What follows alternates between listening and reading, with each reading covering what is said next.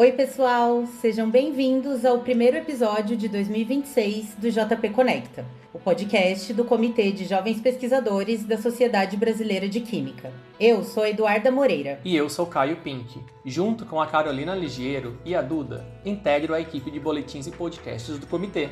No episódio de hoje, a gente vai falar sobre o Exame Unificado de Química, que, em poucas palavras, é como se fosse um Enem dos programas de pós-graduação em Química. Então, se você pretende entrar no mestrado ou no doutorado nos próximos anos, fica até o final que você não vai se arrepender. O Exame Unificado de Química, ou EUQ, é uma prova de conhecimentos gerais em Química, realizada 2 vezes por ano, geralmente em maio e novembro, com o objetivo de avaliar o conhecimento dos candidatos ao ingresso em programas de pós-graduação.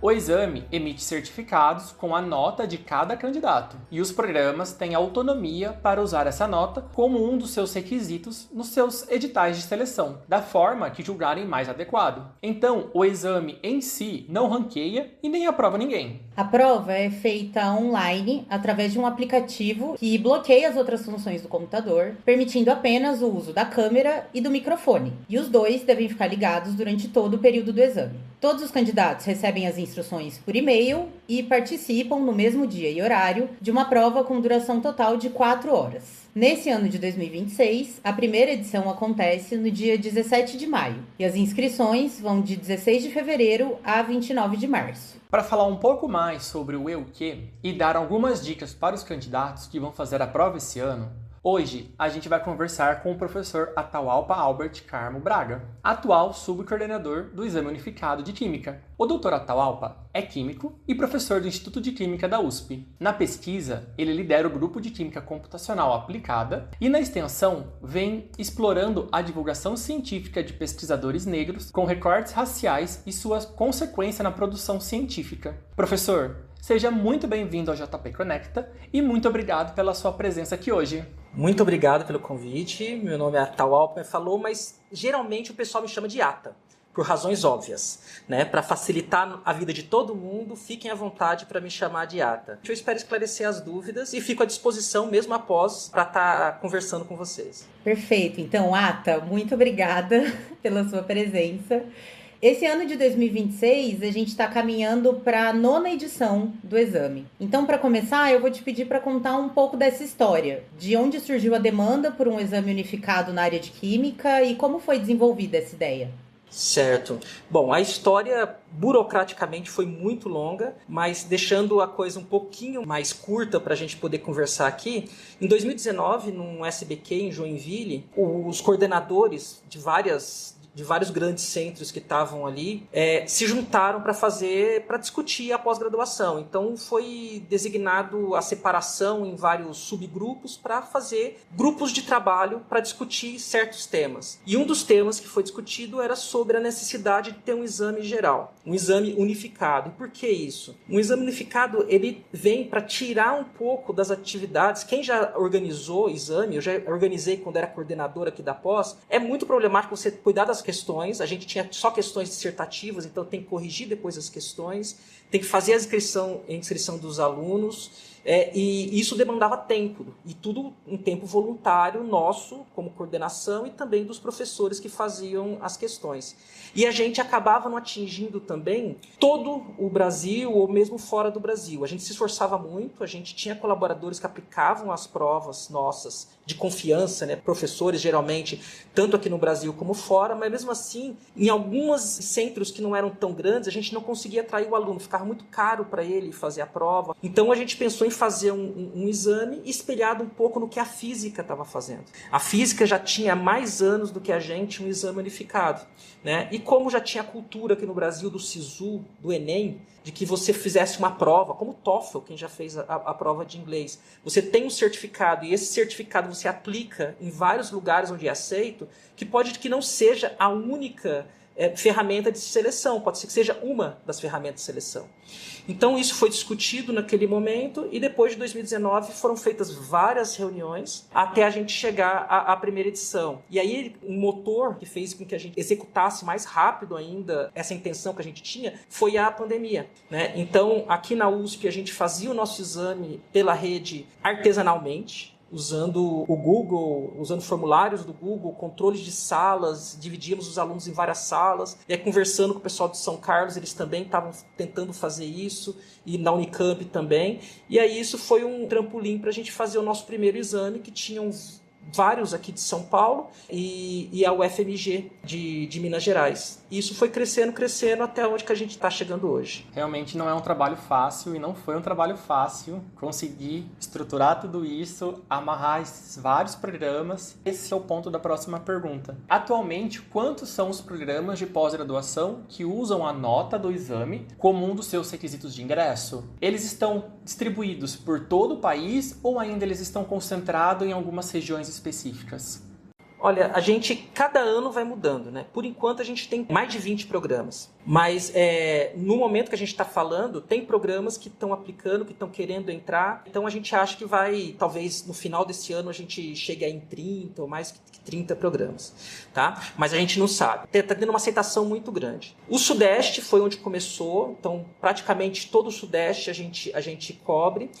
O Nordeste entrou bem forte, tanto que tirando o Sudeste, quem mais usa o exame é o Ceará, né? Os números do Ceará e depois a Bahia, então tem bastante gente. Depois vem o Sul e o Centro-Oeste. Então, eu acredito que muitos dos programas que ainda não estão participando é uma questão de se familiarizarem com o esquema que a gente tem. Né? Havia um medo a princípio, um medo assim, que eu entendo, que grandes programas iam ser beneficiados por isso. Que às vezes o pequeno programa, se ele entrasse nesse exame, ele ia perder aluno. E o que a gente viu, que a física foi muito importante para fazer uma apresentação para a gente, mostrar que isso não era verdade, e a gente vê agora que não é verdade, é que o aluno vai para onde ele quer ir. Então, se ele quer ir para um grande programa, independentemente de onde ele fez a prova, como ele fez a prova, ele vai para um grande programa ou ele fica mais perto de casa. E agora mudou um pouco o perfil da minha época. Então, o pessoal às vezes prefere ficar num programa que numericamente é menor, mas isso não tem nada a ver com a qualidade, né? E prefere ficar mais perto de casa. Então, mesmo os programas menores que entraram, eles não estão reclamando de estar perdendo um aluno. Pelo contrário, eles estão atraindo alunos de regiões onde eles nunca imaginariam que viriam. Porque, como está citado na nossa página, eles têm o edital deles divulgado, então aqueles alunos que às vezes nunca pensariam em ir para um programa que não fosse num grande centro, e falar, poxa, esse programa é muito bom, tem uma nota boa, tem professores excelentes e é mais barato, né? Ir para lá, eu posso ter uma qualidade de vida melhor. Eu sei que eu estou falando contra São Paulo, mas, né, a gente sabe que quem quer vir para cá, vem para cá. Então não é um medo. Não é um medo e eu acho que agora todo mundo está de acordo com isso. Os nossos problemas agora são outros, né? Essa aceitação pelo exame unificado e a utilidade dele, a função dele, eu acho que está bem esclarecido. Eu vou pegar um gancho do que você acabou de falar. Você falou que agora os problemas são outros. Que tipos de problemas vocês veem, então, no formato? Ou, enfim, as pessoas ainda têm dúvidas sobre fazer esse exame ou não? Então, a gente não existe uma maneira ideal de fazer um exame, né? Então, você tem um exame que são 4 horas, como vocês bem explicaram, o computador fica travado. Mesmo que a internet caia, quando a internet volta, ele manda a sua prova. Então isso é uma segurança para o aluno. Então ele pode ficar sem conexão durante uma parte do exame e ainda assim ter a prova dele enviada sem nenhum problema, porque o controle é feito local. Então isso é uma grande vantagem. A gente tenta que a segurança pro exame, para que ninguém seja prejudicado, seja a maior possível. Então é tudo gravado, tem microfones, né? E hoje em dia a maioria das pessoas tem acesso a isso, mas a gente ainda tem uma faixa que diz que, olha, eu não tenho acesso a esse tipo de equipamento. Então a gente tem que procurar outras soluções, encontrar alguns centros para mandar essas pessoas, porque eles não podem perder a oportunidade porque eles não têm condições de ter uma câmera boa, um microfone, alguma coisa assim. Então a gente vai atrás disso. Outra coisa é você montar a prova. Talvez seja o maior problema que a gente tem do nosso lado, que é encontrar professores suficientes de todas as áreas para que seja uma coisa equilibrada e para que os programas possam se sentir representados também, né? Então, creio que agora o nível do programa é muito adequado. Ele está bem geral e não está específico. Não está com cara de USP, não está com cara de Unicamp, não está com cara de UFRJ, sabe? Ele está com uma cara do exame unificado. E isso é o que a gente estava buscando. Então, todo mundo, independente do tamanho do programa, independente da representatividade do programa, ele tem voz, né? Então, mas isso é claro, Se você está no pequeno comitê ou se você está num grande comitê, você tem muitas vozes para ouvir, né? Então isso leva mais tempo para a gente poder ajustar, né? Mas eu acho que o que mais me incomoda dos problemas que a gente tem são problemas técnicos, que a gente nunca quer desclassificar ninguém, a gente nunca quer que alguma pessoa perca a oportunidade, mas às vezes pela lisura, assim, eu não estou duvidando da boa vontade, da boa fé de alguém, mas às vezes para lisura a gente tem que desclassificar alguém porque a câmera ficou desligada, porque onde ela estava escrevendo não estava coberto pela câmera e coisas assim. Então esse é um cuidado que a gente tem e depois a gente explica para as pessoas porque elas foram desclassificadas. É um número muito pequeno, então a gente tem 1.600, 1.500 que fazem a prova e tem 10, às vezes 12, 13 pessoas que têm esses problemas. É um número pequeno, mas isso me incomoda porque a gente pode estar tirando alguém de algum programa que ele queira fazer. Então, eu acho que a logística, né? Quando aumenta o número de candidatos, a logística começa a virar o problema. Antes você conhecia até quem estava fazendo a prova. Agora, cresceu demais. Realmente não deve ser fácil dar conta de tudo que precisa pensar e tudo que precisa organizar para essa quantidade de candidatos. E falando, né, em relação a esses candidatos, a esses inscritos, como a gente perguntou primeiro sobre os programas de pós-graduação e como é essa distribuição, como são os candidatos? Da onde eles vêm, geralmente, né? Eles também estão concentrados numa determinada região ou vocês já conseguem atrair alunos de todos os estados para participar? Então, esse é uma das coisas que eu mais gosto do exame, é que a gente tem uma representatividade do Brasil praticamente todo. Ainda não é homogênea, ainda em números absolutos, São Paulo, Minas, Rio, ou seja, Sudeste está à frente. Mas cada ano o Ceará se destaca muito. Então, assim, São Paulo, por exemplo, eu estou vendo aqui os dados do último exame que a gente fez. São Paulo tem 354 candidatos, Minas Gerais 229, Ceará 167, Rio de Janeiro 154. Olha o tamanho do Rio de Janeiro em comparação ao Ceará, né? Paraná 93, Bahia 92, Rio Grande do Sul 74. Depois tem uma representatividade, um número menor, mas em todos os estados. A gente tem uma divisão em todos, inclusive no exterior. Então, o que eu gostei, e até pessoalmente, porque eu tive alunos que vieram do Nordeste, excelentes alunos, e que eu não sei se eu conseguiria atrair para cá se não fosse o exame unificado. Então, eu acho que a representatividade, essa é a nossa maior bandeira, e é por isso que a gente estava se esforçando tanto em que isso fosse uma coisa nacional, e não só nacional, porque a gente também tem gente do exterior. Ainda não é um número grande, mas 4%, né, vem do exterior. Né? E aí, por enquanto, a gente tem muita gente assim, comparativamente a esses que vêm do exterior, que vêm da Colômbia, do Paquistão e do Peru. Depois tem vários países da África, e países da América do Sul também, da África, e até da Coreia, do Japão. Quer dizer, são poucos alunos, 1 ou 2 que vêm, mas que assim, como a gente poderia atingir essas pessoas, né? E elas podem pedir para fazer a prova em inglês. Inclusive, se pedir para fazer a prova em espanhol, a gente traduz também. A gente já fez isso antes, mas geralmente o pessoal pede para fazer a prova em inglês quando tem dificuldade com português. Isso não é um problema para a gente, pelo contrário, a gente fica motivado em fazer isso para os candidatos. Eu acho que são 20 países diferentes. Para o pessoal que está nos escutando, eu já adianto a informação que todos esses dados, links, os sites, vamos deixar todas as informações disponíveis na descrição do episódio.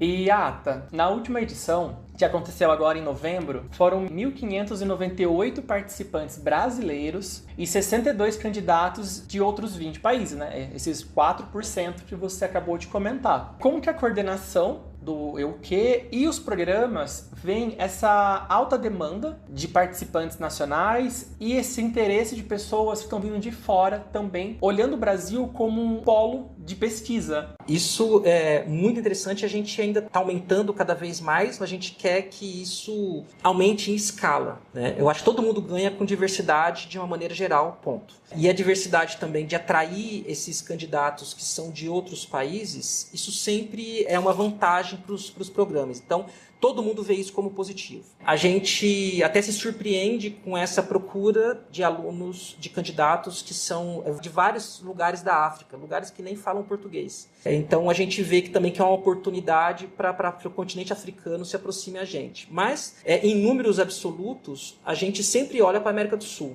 Eu já fui em missão para fazer propaganda da USP, né, do IQ, em países da América do Sul, como o Chile, por exemplo. Já fiz cursos na Colômbia, e o interesse deles de vir para o Brasil é muito grande. E são excelentes candidatos, excelentes alunos, e eles se mesclam muito bem com a nossa cultura quando vêm para cá. Então eu acho que é uma coisa que a gente explora ainda pouco, principalmente na química, de atrair cada vez mais alunos que são da América do Sul, da América Latina de maneira geral. Mas eu vejo com muito bons olhos esse grande número de alunos, proporcionalmente falando, dos estrangeiros que vêm da África, que eu acho que a gente só tem a ganhar com essa diversidade. Então, isso nunca foi um motivo de preocupação, muito pelo contrário, foi um dos atrativos da gente fazer o EUQ e ampliar cada vez mais.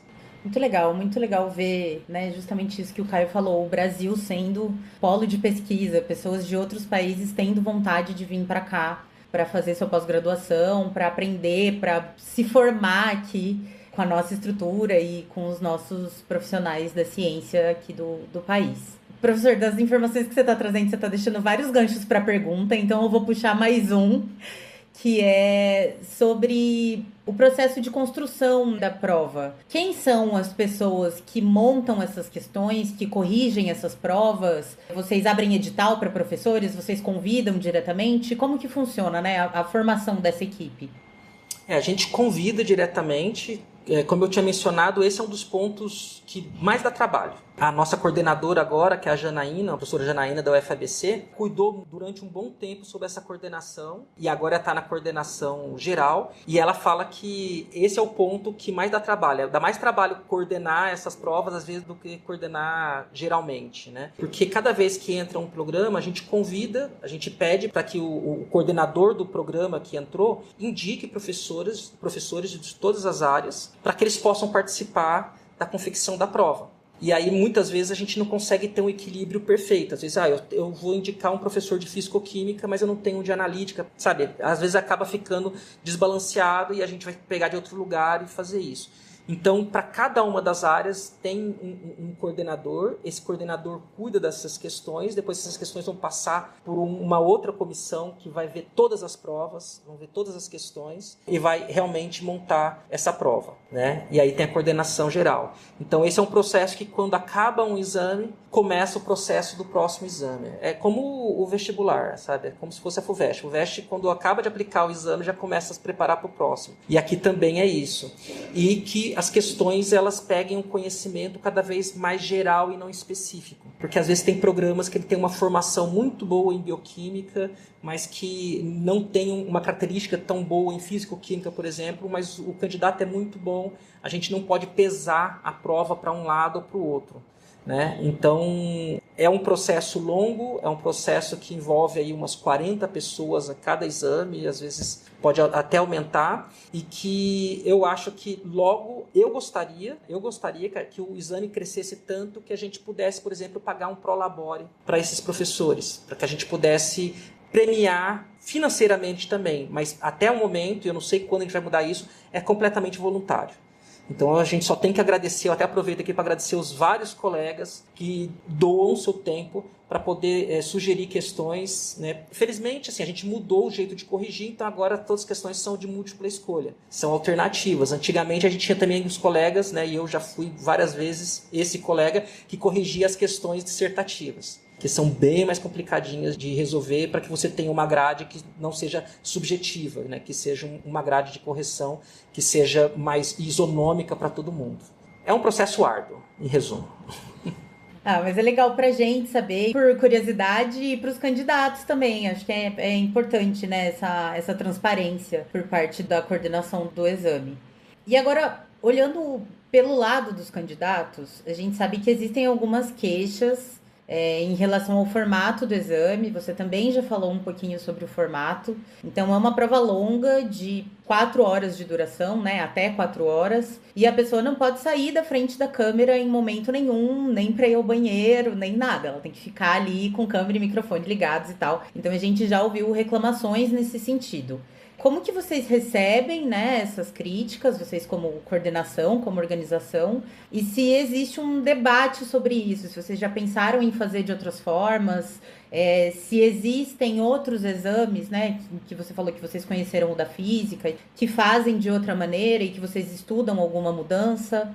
Sim, não, essa é uma questão que a gente discute desde da primeira vez. Agora eu acho que a gente está mais madura, uma decisão que a gente vai consultar todos os programas para ver o que eles acham. Uma possibilidade que a gente está estudando, porque eu também acho isso, 4 horas. A gente às vezes tem pedidos específicos que a gente atende, por exemplo, mulheres grávidas. Como você vai falar para a mulher ficar 4 horas na frente do computador? Não dá. Assim, eu estou dando um exemplo que sempre aparece nos exames, mas várias outras situações. Então, a pessoa precisa sair, né? Ela tem que sair. Então, uma ideia que a gente está tentando implementar e estamos fazendo alguns testes é dividir a prova. Dividir ela em 2 provas de 2 horas ou 2 provas de 1h30 com intervalo. Mas para que o sistema seja isonômico, todo mundo tem que terminar a prova e voltar no mesmo horário. Então tem gente que vai terminar antes, vai ficar um tempo à toa. Tem gente que vai terminar uma prova e vai começar outra. Então essa é uma ideia que, depois de a gente estudar várias possibilidades, que a gente acha que é a mais viável da gente aplicar. Mas isso a gente negocia com a empresa, que é a Test2, que é a empresa francesa que cuida da prova, porque isso é um custo. Então a gente tem que fazer os controles de segurança, ou seja, se a pessoa que está entrando na segunda parte da prova é a mesma que entrou antes. Então tem que fazer vários controles para ter certeza que ninguém está tentando burlar o sistema. Todos esses controles geram um custo. Então a gente tem que colocar isso tudo porque a gente não quer aumentar o preço da prova. A gente quer que a prova seja sempre acessível. E como os programas, nem todos, a gente já chegou a pensar sobre isso. Os programas colocam dinheiro, mas é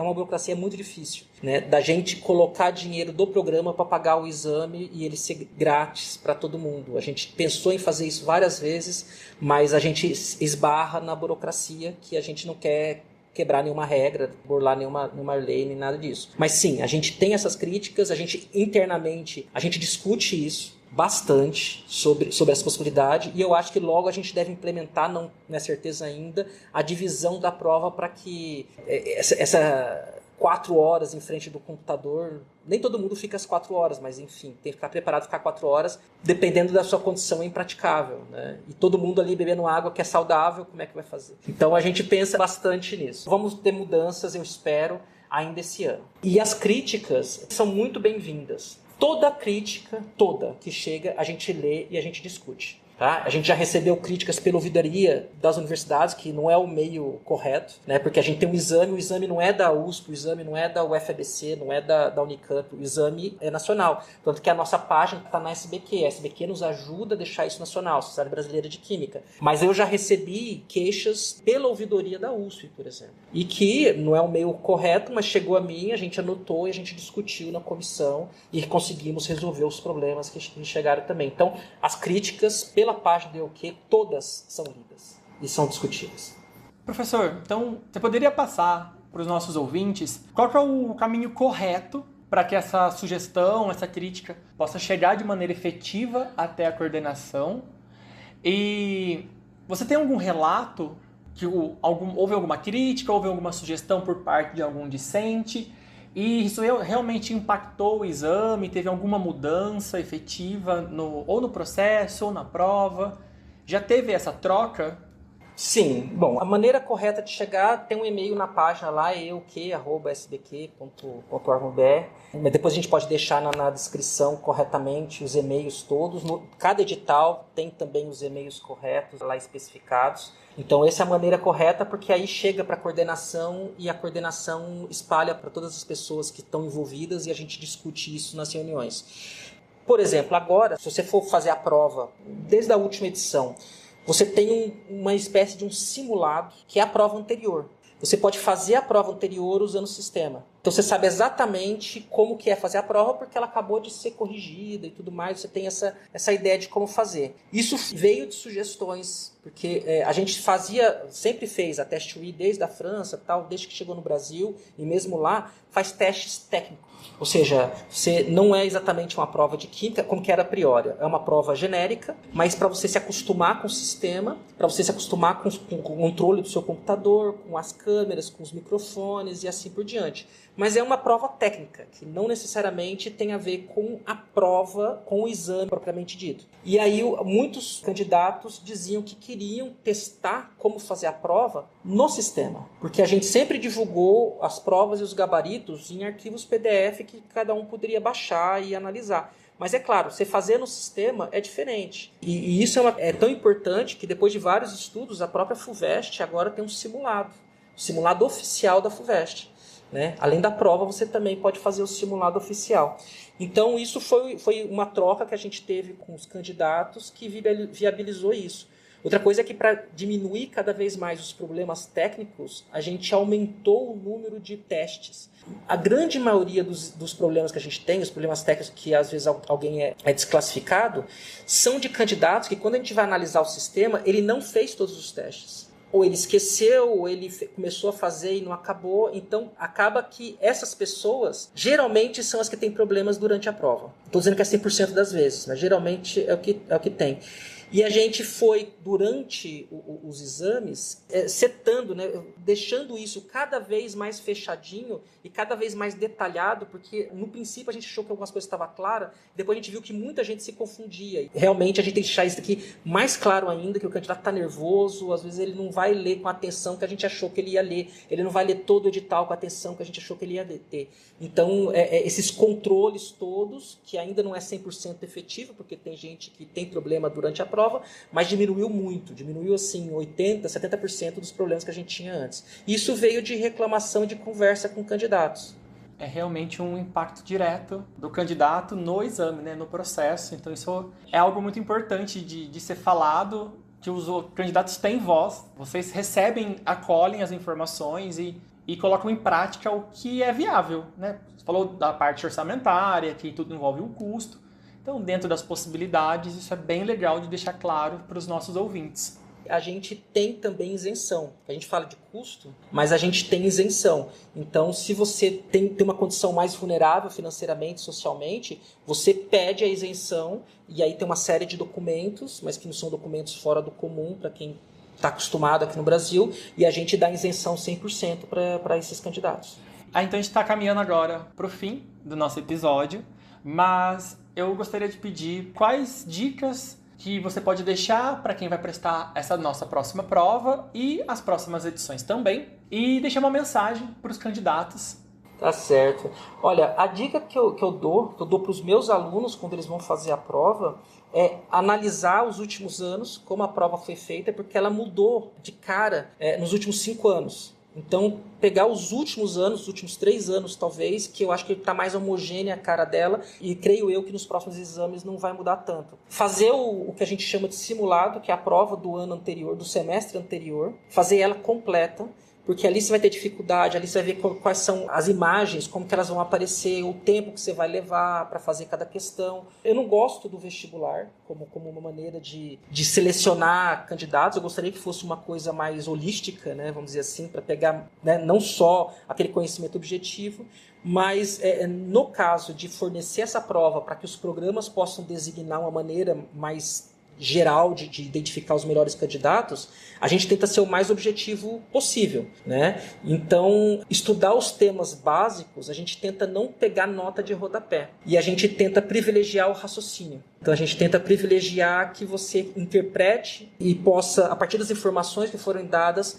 chegar à solução. Então, muitas vezes as contas não são as mais difíceis que você fez durante a graduação, mas é muito conteúdo. Então, a gente quer saber se você sabe o básico. Às vezes você pode ser muito bom em físico-química, mas você precisa saber um pouco também de orgânica, analítica, para que sua nota seja boa. E outra coisa é que, independente da nota que você tire, são muitos programas e, às vezes, esse exame é um dos requisitos de seleção de um programa. Cada programa tem seu edital, que também está na página do Exame Unificado, e cada edital é específico para aquele programa. E você pode se inscrever em vários. Então, é uma vantagem muito grande que você pode fazer a prova no Amazonas e se inscrever em todos os lugares que você queira, não só do norte, mas do nordeste, do centro-oeste. Você pode ver o Brasil inteiro, é como o SISU.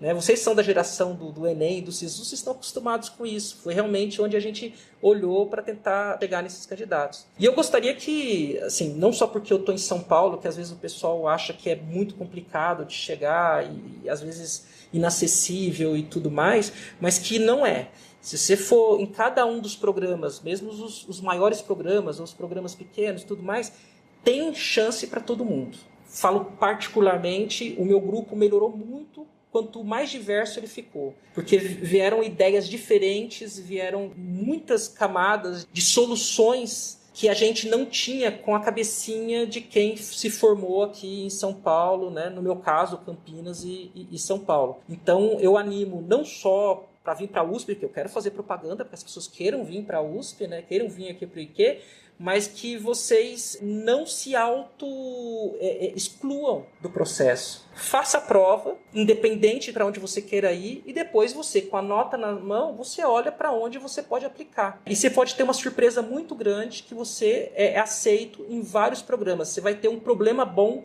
que é escolher para onde você quer ir. Então façam o exame, critiquem para a gente melhorar e para que ele possa atingir mais gente e mais candidatos em todo o Brasil. Muito obrigado pelo convite de vocês. Eu adorei conversar, Caio e Eduardo. Tá. Eu só tenho a agradecer a sua presença. Foi realmente uma conversa incrível. Você permitiu que a gente pudesse perguntar tanto a visão de vocês têm do processo, a visão dos docentes que estão organizando, que fazem as provas. Então a gente conseguiu, pelo menos de alguma maneira, abraçar várias vertentes aqui para trazer para os nossos ouvintes e quebrar um pouco aquela ideia. Meu Deus, eu vou fazer o exame de química, o que está acontecendo? Então, assim, muito obrigado também por todas as suas dicas. Realmente, a prova é uma, mas o candidato ele tem o Brasil inteiro para desbravar e conseguir escolher qual programa de pós-graduação mais atrai ele, ou mesmo a linha de pesquisa, né? Tem um docente no Ceará que trabalha com algo específico que eu gosto. Então, eu tenho essa possibilidade, essa maior flexibilidade. Então, muito obrigado por tudo, de verdade. Agradecemos também e sempre aos nossos ouvintes e à SBQ pelo apoio e parceria, e que continue assim ao longo desse novo ano que se inicia. Se você ouviu até aqui e gostou, avalie esse episódio com 5 estrelas, isso ajuda muito a gente. Compartilha com seus colegas e deixa um comentário contando o que você achou da nossa conversa de hoje. A nossa identidade visual foi desenvolvida pela equipe de design da JPSBQ e a trilha sonora é do Free Music Archive. Esse episódio foi produzido, editado e apresentado por mim, Eduarda Moreira. E por mim, Caio Pink, e pela Carolina Ligiero também. Todos os nossos episódios estão disponíveis no Spotify, no YouTube e no nosso site. No próximo episódio, a gente volta para falar de outros temas de interesse dos jovens pesquisadores, com convidados super especiais. Fiquem ligados nas nossas redes sociais para não perder nenhuma novidade e até a próxima!